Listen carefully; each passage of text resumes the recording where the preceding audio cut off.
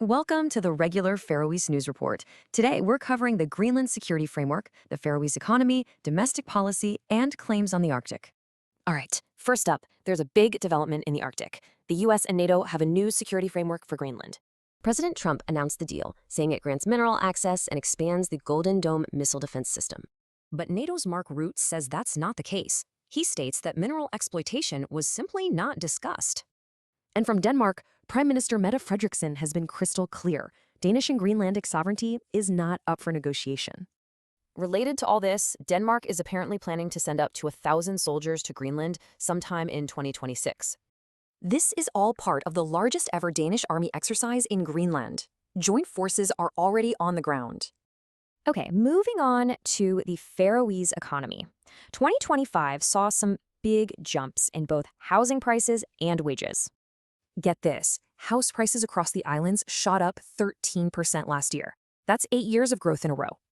And in Tórshavn, apartment prices per square meter have hit a record, leaving single-family houses way behind.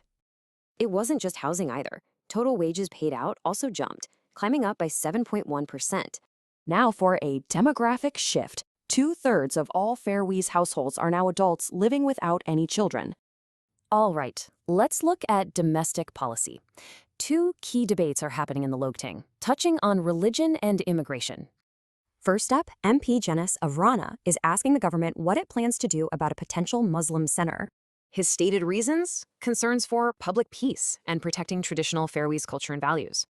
Separately, MP Bardua Lakuni is asking for official data on the impact of foreign labor on the islands. His questions point to concerns over the strain on public services like schools and childcare. And finally, let's circle back to Greenland to analyze some of the claims behind the recent U.S. interest. Claim 1. If the U.S. doesn't act, China or Russia will. The analysis? There's just no evidence of that. Claim 2. The Golden Dome needs U.S. control. The reality? Existing defense agreements already allow for it. And Claim 3. NATO has warned Denmark about this for years. But NATO's focus on the Arctic is actually pretty recent. Like and subscribe to PalsFundamentals for more content like this. Sources linked below.